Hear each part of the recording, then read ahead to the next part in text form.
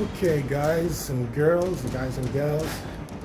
so I have my 1964 Ford Commander 6000. I love the tractor. A lot of people don't like them, but I love it. But my very dependable tractor has developed a massive, and when I say massive, I mean massive, hydraulic fluid leak right here on both sides. That's where the axle housing meets the body of the tractor, right here on both sides. Massive hydraulic leak. So I'm assuming it's either maybe the seals are worn or something else. I don't know, but I'm gonna find out. So I'm gonna actually pull this tractor down. I'm gonna take these axle housings off, see what's going on in there. Not many videos on these tractors, Ford 6000 or the Ford 6000 Commander on YouTube about major work. No one is doing major work on them. I haven't found or seen any video on YouTube of anyone doing any major work on these tractors.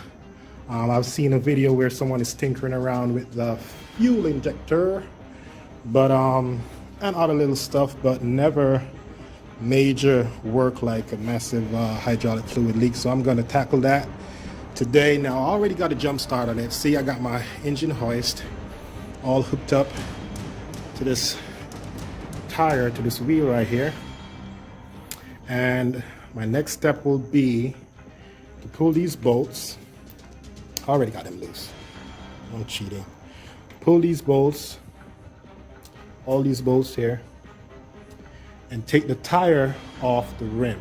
This is the rim right here. The rim is actually fixed to the axle by some huge, gigantic bolts. I don't know if you can see them, but I'll show you. I'll give you a close look at them when I actually get to that point. So yeah, so that's gonna be my little project for today. Hopefully I can actually get the wheel, the axle off today. Never done anything like this before. It's my first time. I've worked on cars here and there, doing little job tinkering, you know, like a shade tree mechanic, a YouTube mechanic. That's me, but never tackled my tractor in such a major feat. So, oh, also if you see right here, my PTO is missing. So my PTO is also developed a leak. Already took that out.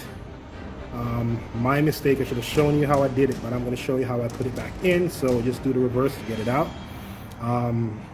It's just the oil seal that has gone bad, and already got it on order. It's coming in. I'm gonna have to change these seals, replace those seals right there, around here.